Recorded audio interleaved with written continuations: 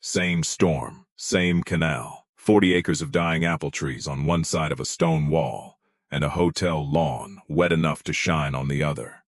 Lenora Pike had watched frost kill an orchard. She had watched blight turn fruit black on the branch.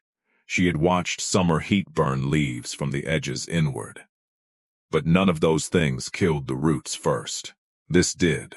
The dirt was keeping a ledger. And somebody had changed the numbers. The first tree came loose too easily. Lenora had wrapped both hands around the trunk of a 6-year-old Jonathan apple and leaned her weight back, expecting the roots to hold. Instead, the tree shifted in the soil with a soft, sick movement. Not the resistance of living wood. Not even the stubborn grip of a dead tree. It moved like a fence post set in flower. She stopped pulling. For 3 mornings, she had walked the lower orchard before sunrise, trying to convince herself that the damage followed a pattern she already knew. Wind scorch, scale insects, a late cold snap that had shown itself weeks after the fact. But every familiar explanation failed in the same place. The leaves at the crown still held some green. The branch tips still bent. The fruit, what little had set, was small but not shriveled. The roots were dying first. She dug around the trunk with a narrow spade until she could lift one of the feeder roots into the light. It broke between her fingers and collapsed into gray dust. Lenora sat back on her heels. It was August of 1896, in Marrow Creek Valley, western Colorado. The mountains north of the valley still carried narrow seams of snow in their highest cuts. Afternoon storms had crossed the ridge twice that week. The roof barrels were full. The stock pond had dropped only 2 inches since July. This was not a valley without water. It was a valley where water had stopped reaching one specific place. Her place. She stood and looked across the southern wall. Juniper House Health Resort had opened its first guest wing in May. The newspapers called it a mountain cure establishment, though it sat 12 miles from the mountains and owed most of its grandeur to imported stone, Eastern money, and a brochure artist who had made the valley look like Switzerland. Beyond Lenora's wall, the resort grass was dark green. Beds of red salvia stood upright in the heat. 2 young cottonwoods beside the carriage circle had been planted in June and already cast real shade. At the center of the grounds, a tiered fountain spilled water from one basin to the next without interruption. Behind the bathhouse, a steam engine worked a pump with a deep iron rhythm.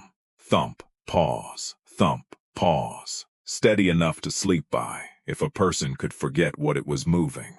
Lenora could not. She was 54 years old.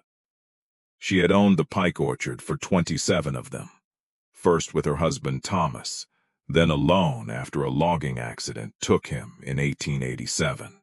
The property covered 180 acres, but the orchard was the income. Apples, late peaches, and 12 rows of winter pears near the creek. The farm sat at the bottom of the Cinder Mesa Canal system. That had always been the bargain. The soil was deep. The grade was gentle. The purchase price had been low. But every upstream gate opened before hers. In a generous year, it did not matter. In a lean year, it mattered every morning. Lenora had learned to measure water by sound in the dark. She could tell whether the main ditch was running from the pitch of current against the checkboards half a mile away. She could tell how long a gate had been opened from the wet line on a bank. She could tell whether water had moved yesterday or last month by the way clay accepted a thumbprint. That knowledge was not intuition. It was accumulated evidence, and now the evidence said the same thing everywhere she looked. Water had entered the upper reach of her property. It had not reached the orchard. She began at the lower weir, where her private ditch met the canal company's branch line. The wooden gate stood open exactly as she had left it. The box below was dry, not newly dry. The planks had gone pale. Spiderwebs crossed the corner where moving water would have torn them away. Dust lay in the nail heads. Lenora pressed her palm to the shaded side of the gate box. warm. A working box stayed cool even after the flow stopped. Water lived in wood longer than it lived in air. This box had forgotten it. She walked uphill along the branch ditch, stopping every 30 paces. She cut the bank with her spade and examined the clay beneath the surface. Dry, dry, dry. At the north line, near the junction with the main canal, the record changed. The ditch floor darkened. Fine mica lay flattened in the corners. A strip of willow leaf had been pressed beneath the edge of a stone by a recent current. When she pushed her thumb into the bank, the clay gave and held the whirl of her skin. Water had come this far. Lenora remained crouched beside the junction box, looking south. Between this wet clay and her dead orchard lay 800 yards of branch line. Somewhere in those 800 yards, the account stopped balancing. She walked it again, slower. The branch ditch ran beside the resort wall for nearly half its length. The wall was new, local stone faced with imported mortar, built high enough to block the view from the road. Construction wagons had crossed the area for more than a year. Trenches had opened and closed. Piles of pipe had appeared, disappeared, and returned in different places. Most of that disturbance was ordinary. One section was not. 30 yards below the resort service gate, the ditch bank rose 6 inches higher than Lenora remembered. The difference was small enough to escape anyone who had not walked that line through 27 winters. The grass on the repaired bank looked natural from a distance. Up close, the roots sat too shallow, as if sod had been laid rather than grown. She drove the spade into the bank. At 14 inches, metal answered. Not the dull complaint of a buried can or broken tool. A clean, hollow ring. Lenora cleared the soil with her hands. A riveted iron pipe crossed beneath the ditch at an angle 6 inches wide. Newer than the branch line and older than the wall. Its surface had been painted with tar, but fresh scratches showed where a wrench had recently worked one of the collars. The pipe did not follow the ditch. It entered from the resort side and pointed downhill toward the orchard.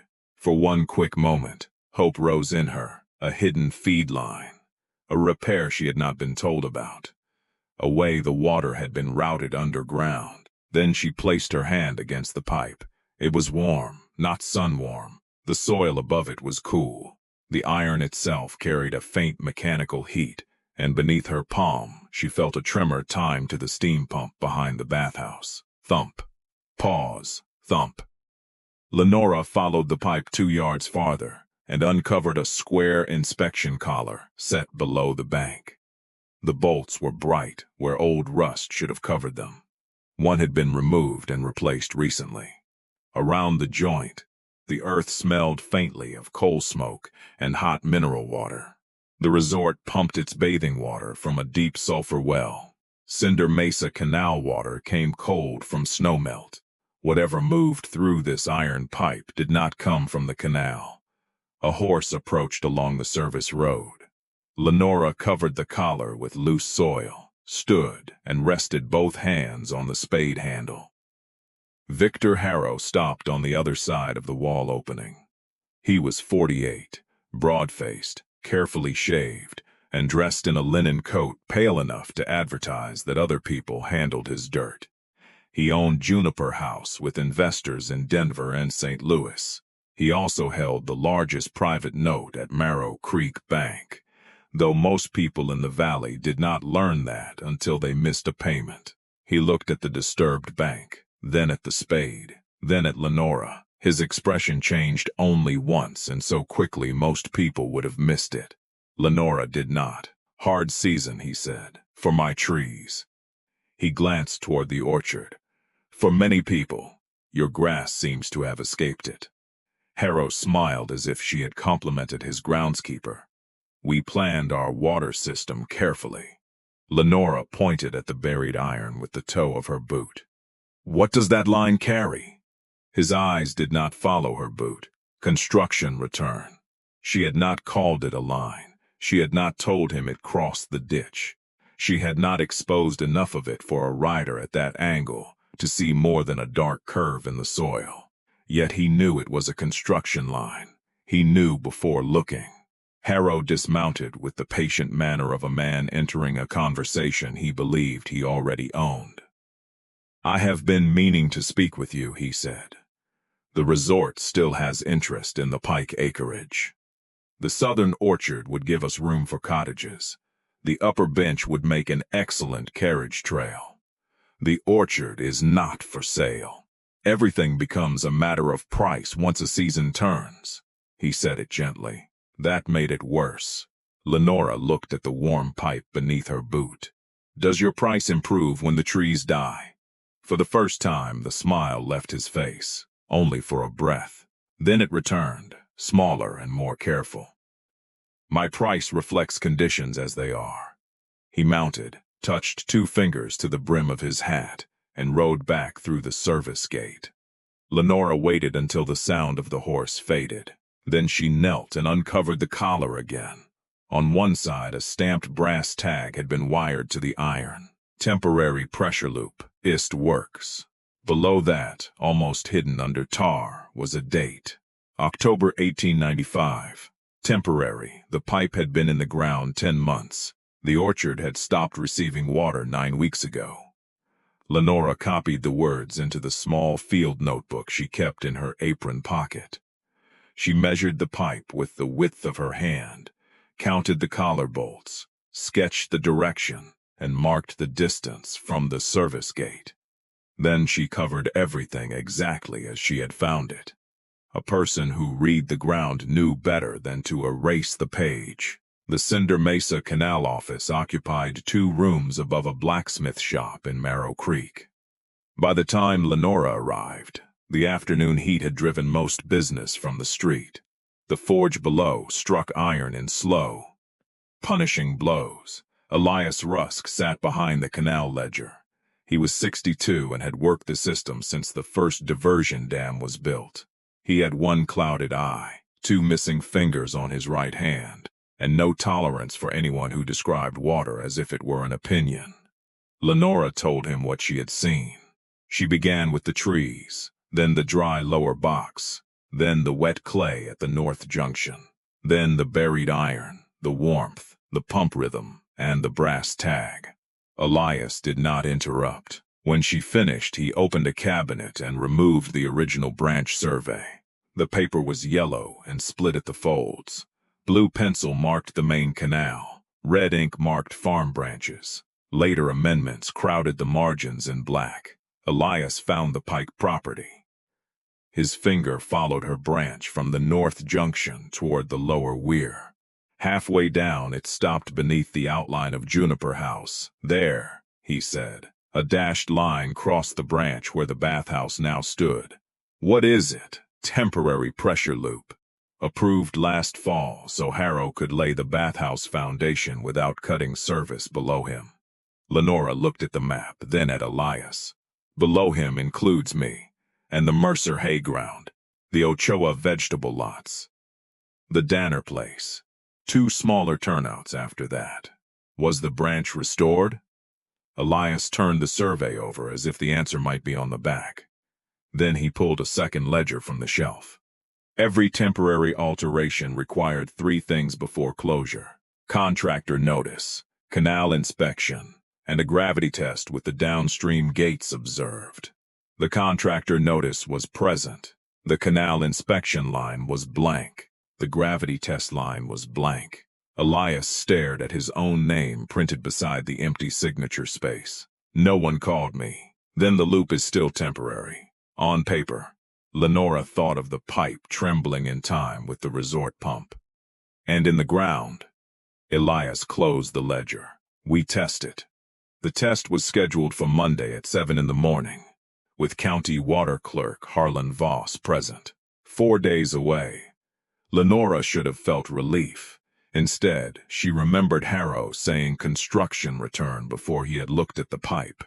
She remembered the warmth in the iron. And when she reached home after dark, she found a Marrow Creek Bank notice beneath the kitchen door. Her spring note had been purchased. The new holder was Juniper House Development Company. Payment in full was due within 30 days. Victor Harrow had not waited for the orchard to die. He had bought the deadline first. Lenora slept badly. At 2 in the morning, the pump stopped. The silence woke her. She sat up in bed and listened toward the south wall. For weeks, the engine had run through the hottest hours of the night. Now there was nothing. Then a lantern appeared near the north junction of her branch ditch. The light moved low, disappeared, returned, and remained there for nearly 15 minutes.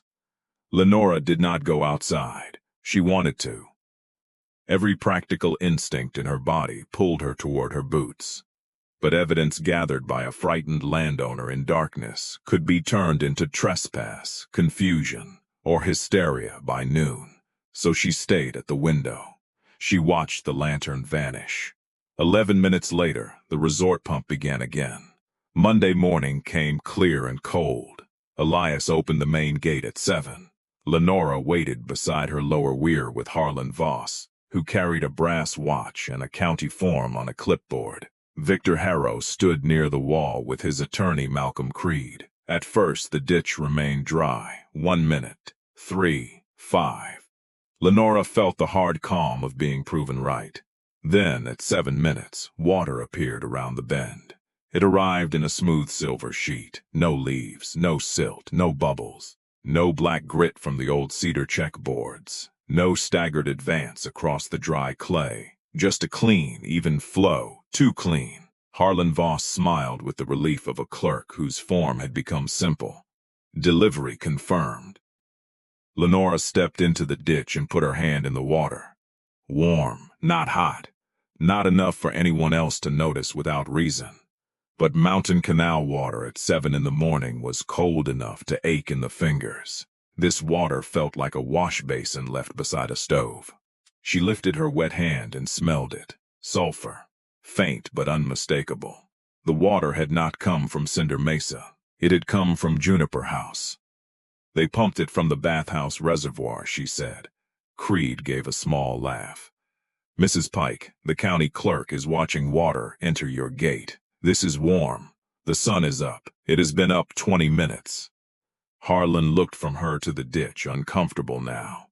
Elias crouched and placed both hands in the flow. His face tightened. He looked upstream toward the wall. Then he rubbed a drop between his fingers and smelled it. Mineral trace, he said quietly. Creed stepped closer. The permit authorizes a pressure loop. The means of movement are irrelevant if delivery occurs. Elias stood. The permit authorizes a temporary loop during construction, not a private replacement for the canal. Harlan checked his form. My task is only to record whether water reached the turnout. And it did, Creed said. The water continued to run, clear and warm, as if the ditch had been filled from a polished tank. Harlan marked delivery confirmed. On paper, the branch worked. Behind Lenora, 40 acres of trees were dying. Victor Harrow watched her from the wall. There was no triumph in his expression, only calculation. That frightened her more. The water stopped at 8:22. Not gradually. The flow fell in a clean line as if someone had closed a valve. Elias looked at his watch, then at the resort pump house. The engine went quiet less than a minute later. Lenora did not speak. She had been defeated by water delivered to her own gate. By noon, the county record said she had no canal failure. By 2, the bank sent a second notice reminding her that the new note holder would not extend the deadline. At sunset, Victor Harrow's first offer arrived. It was not delivered by a messenger. She found it on her kitchen table. Someone had entered through the unlocked back door while she was in the orchard. The envelope contained a purchase agreement for the Pike property at a price high enough to clear the note and leave her with a small house in town. The final page contained the real price. The seller released Juniper House Development Company from all claims arising from temporary waterworks, pressure systems, ditch alterations, or construction activity affecting agricultural delivery. Lenora read the sentence twice. Then she folded the agreement and carried it to Amos Bell. Amos had practiced law for 38 years before a stroke weakened his speech and ended his courtroom work. He still read contracts with a sharper eye than anyone in the county. He had been Thomas Pike's closest friend, and after Thomas died, he never announced that he intended to remain useful. He simply did. Amos read the release slowly. When he reached the final page, he tapped one finger against the paper. His voice came rough and deliberate. A man does not die by release from an accident he believes never happened. Lenora sat across from him at the round table. The county says water was delivered. The county says water appeared. He pushed the contract toward her. This document says Harrow knows the difference.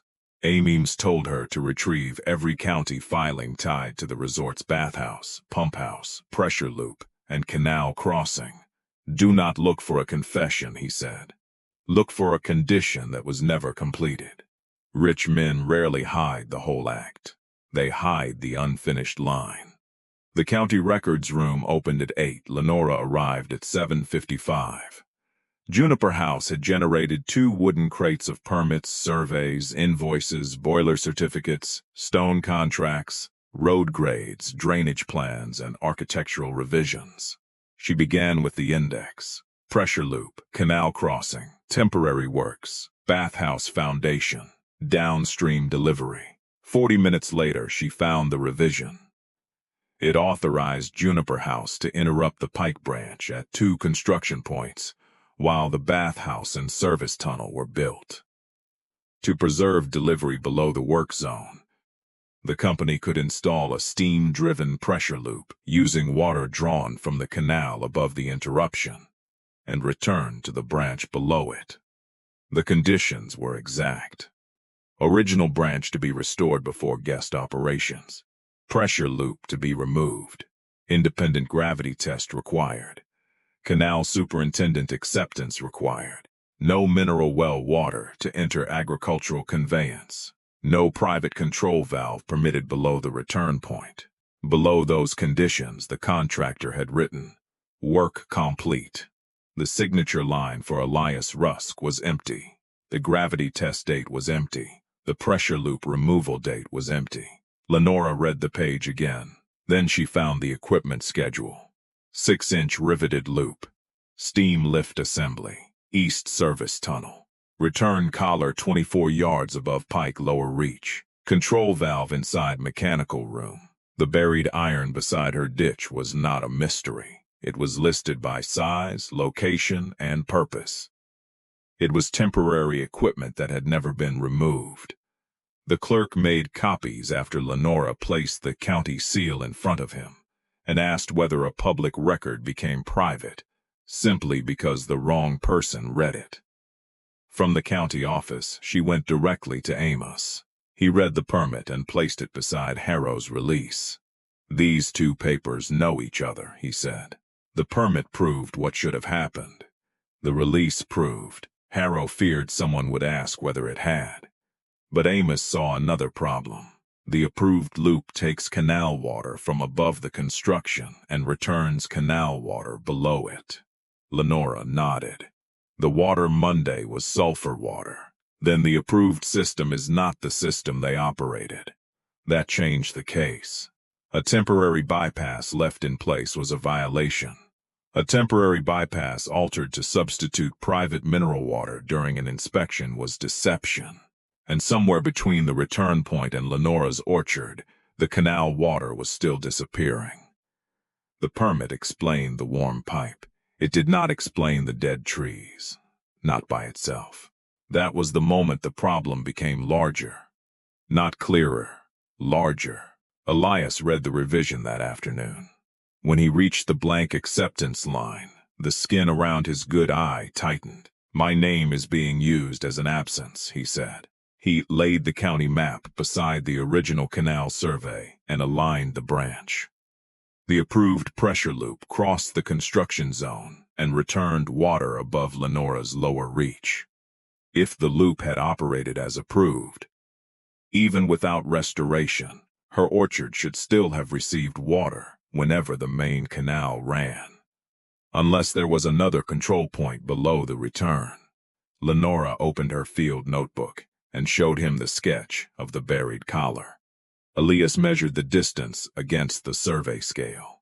That collar is not 24 yards above your reach. How far? 6 yards below the approved return. He looked at her. On your side of the construction line. The pipe Lenora found was not merely part of the permitted loop. It was an extension, an unrecorded one. Elias drafted an inspection notice under the open revision. Amos sent a copy to Sheriff Mina Cole, because the canal company had authority to inspect the listed equipment, but no authority to force a locked door. The inspection was set for Wednesday morning. Tuesday evening, a second agreement arrived at Amos's house. Harrow no longer offered to purchase only the farm. He offered to pay the banknote, fund replanting elsewhere, and provide Lenora a lifetime annuity. In return, she would leave Marrow Creek Valley within 60 days and make no statement, affidavit, testimony, complaint, deposition, or public declaration concerning Juniper House water systems.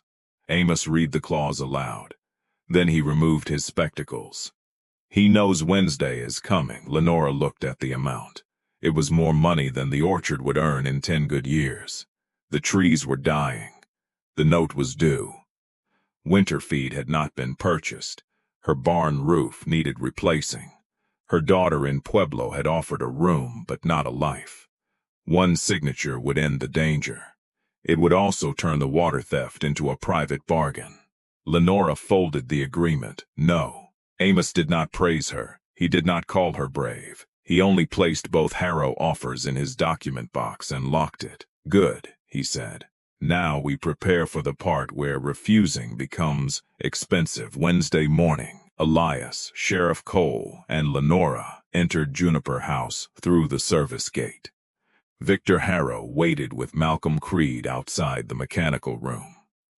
Creed argued that Monday's test had resolved the complaint. Elias placed the open permit revision on a stone ledge. Monday proved your pump can put warm water in a farm ditch. He pointed to the blank acceptance line. It did not prove the canal was restored. Creed said the contractor's completion notation was sufficient. Sheriff Cole answered before Elias could. A contractor may report his work. He cannot sign another man's name by leaving the line empty. She was 41, compact, calm, and known for ending arguments before anyone realized she had entered them. If you deny access, she said, I will request an obstruction order. The request will include the permit, the unsigned condition, both purchase agreements, and the fact that mineral water appeared in an agricultural ditch during a county test. Harrow looked at Creed. Creed looked at the mechanical room door.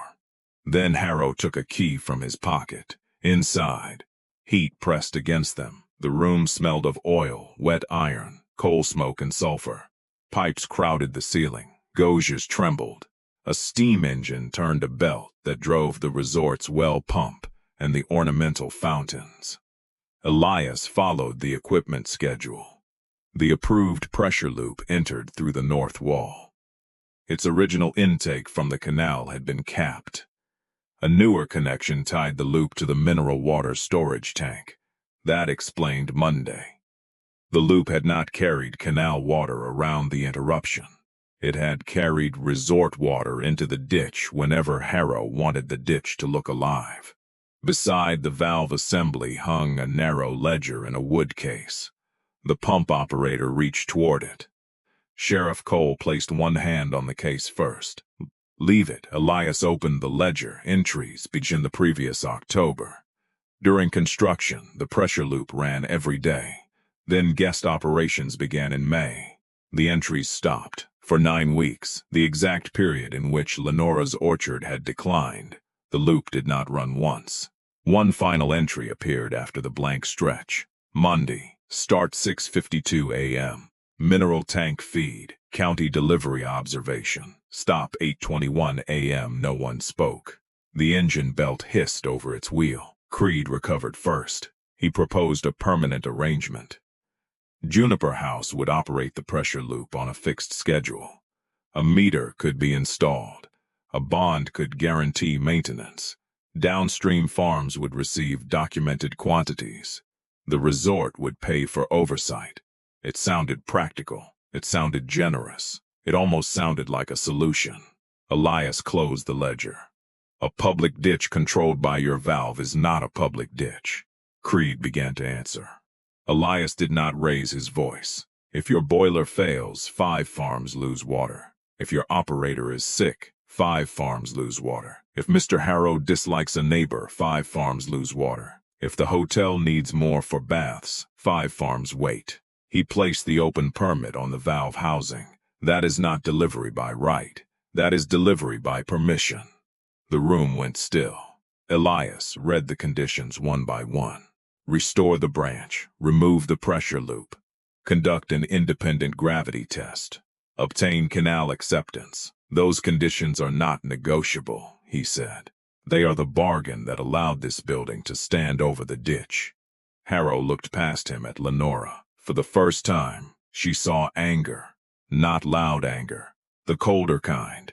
The anger of a man discovering that documents he considered decorative had become machinery.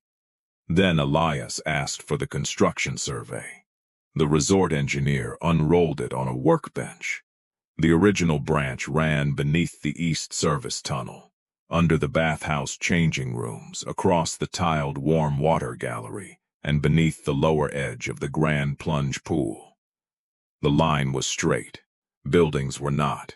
Harrow had constructed the most expensive rooms at Juniper House over the precise route that now had to be reopened. The survey crew began flagging before noon. 1 flag in the service yard, 1 beside the boiler wall, 1 in the bathhouse corridor, 1 through the patterned tile beneath a row of wicker chairs. The final flag landed against the stone lip of the grand plunge pool, where paying guests floated in mineral water beneath a painted glass roof.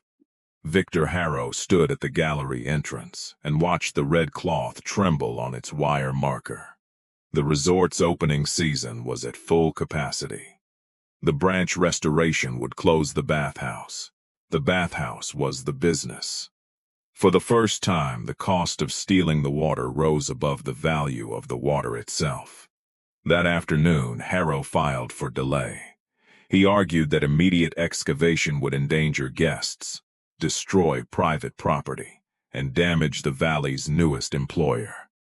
The county commission granted him 48 hours to propose a compliant restoration plan. Those 48 hours were the darkest part, not because Lenora doubted the evidence, because evidence did not water trees. She walked the orchard at dusk and marked the trunks that would not survive.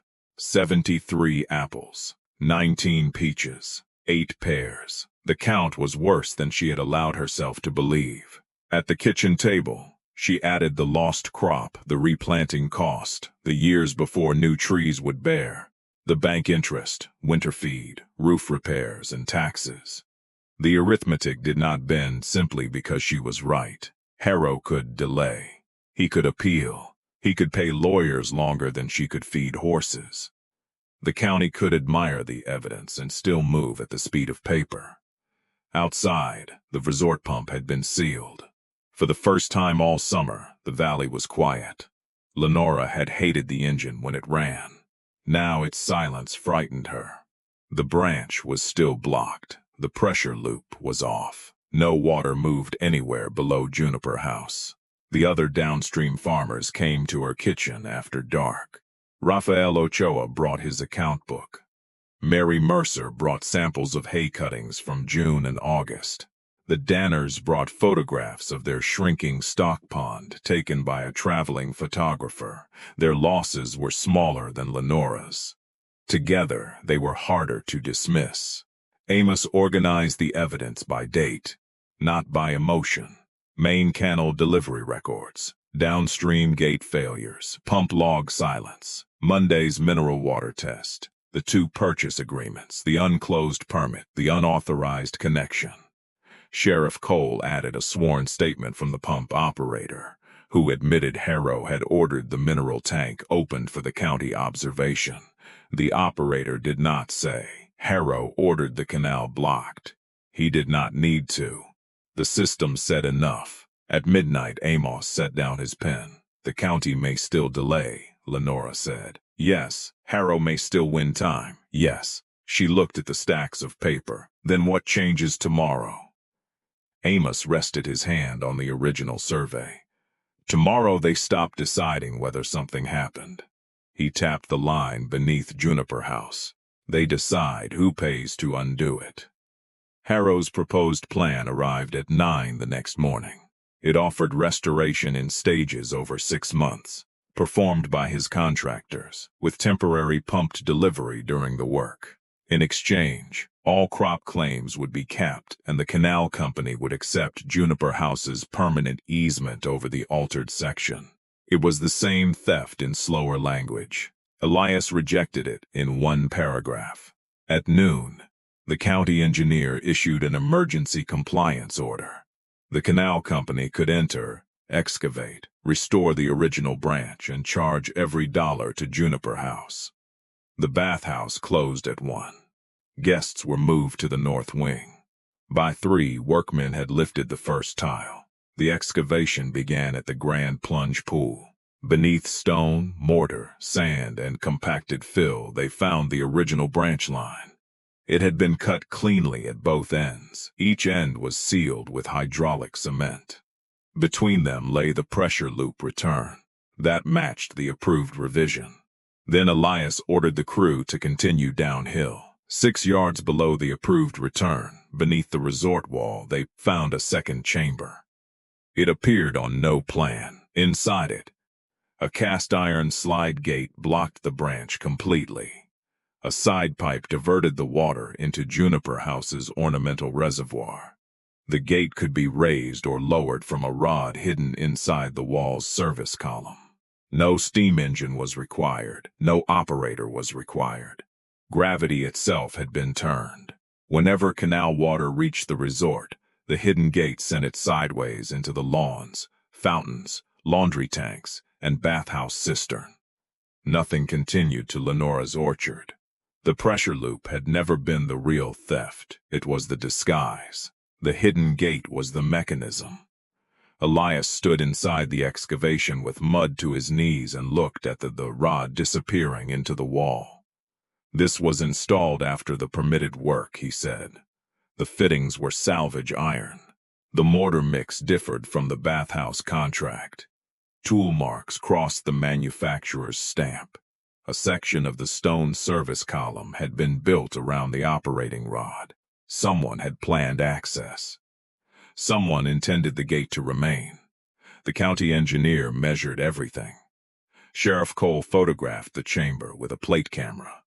Creed stopped arguing. Victor Harrow did not come to the excavation. By sunset, the hidden gate had been removed. The side pipe to the ornamental reservoir was capped. The original branch ends beneath the bathhouse were cleaned, sleeved, and joined.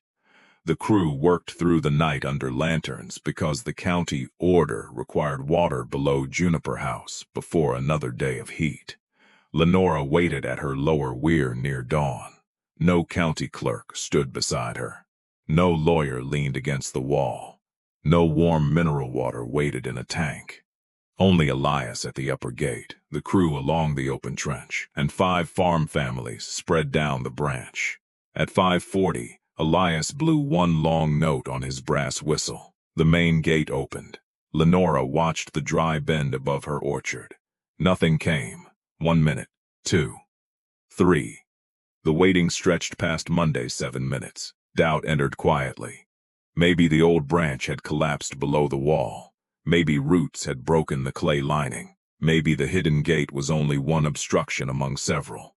Maybe a person could read every mark correctly and still misunderstand the whole page. Then she heard it. Not a hiss, a rough, irregular rush. A dark edge of water appeared around the bend, carrying pine needles, cedar grit, mica, and a broken beetle shell. It struck the first dry depression and vanished into the clay. More water followed. The depression filled. The current moved again. Air escaped from the restored joints in soft, hollow bursts. The flow arrived in stages. It argued with the ditch. It stained the pale boards dark. Lenora stepped into it. The cold seized her ankles. Real canal water. Snowmelt cold. Iron cold. Morning cold. She crouched and put both hands beneath the surface. The water smelled of stone, willow, and the long wooden flume above the valley. No sulfur. No boiler heat. No permission. It had come by gravity. It had come because the gate was open. It had come because nothing owned by Victor Harrow stood in its path. Elias reached the lower weir, carrying the canal ledger. He measured depth. He timed the flow.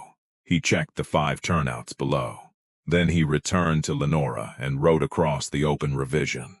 Original branch restored. Pressure loop removed. Unauthorized diversion removed. Gravity delivery confirmed. He signed his name on the line that had waited 10 months for him. The permit closed. The claims opened. Juniper House paid for the excavation, the canal repair, the crop losses, and the damaged downstream acreage. The banknote Harrow had purchased was transferred into the settlement and marked satisfied. The county revoked his private control over every canal structure on the property. The hidden gate became evidence in a criminal diversion inquiry, though Lenora did not attend the hearings unless summoned. She had never wanted a courtroom. She had wanted water. Money could not restore the season. 31 apple trees survived. Most of the peaches did not. The pears held on. The settlement covered replanting, but new trees would need years before they carried a full crop. Lenora planted winter rye between the damaged rows to hold the soil. Rafael Ochoa helped reset the lower weir. Mary Mercer sent 2 wagon loads of hay when winter came early. Juniper House reopened without the grand plunge pool. The tiled gallery became a reading room. The fountain ran on well water at half its former height. Victor Harrow sold his interest the following spring. He came to Lenora's gate once before leaving, alone. He stood outside the latch and waited until she walked from the orchard. I believed the valley would accept what improved it, he said. Lenora looked past him toward Juniper House. You believed improvement belonged to whoever could put a wall around it. He lowered his eyes. It was not an apology. She did not require one. The claims are paid, he said. The note is clear. The water is running. He waited, perhaps expecting a final judgment. Lenora had none to give. The ground had already given it. Do not send another agreement, she said. Harrow put on his hat and rode away. By the next September, new apple whips stood between the surviving trees. Thin trunks, small crowns, no fruit yet. Lenora walked the lower row before sunrise and tested the soil with her spade. The clay beneath the surface was cool. At the north junction, mica lay flat in the corners. At the lower weir, the boards were dark. The branch had been running through the night. She placed one hand against the ditch box and felt the cold held in the wood.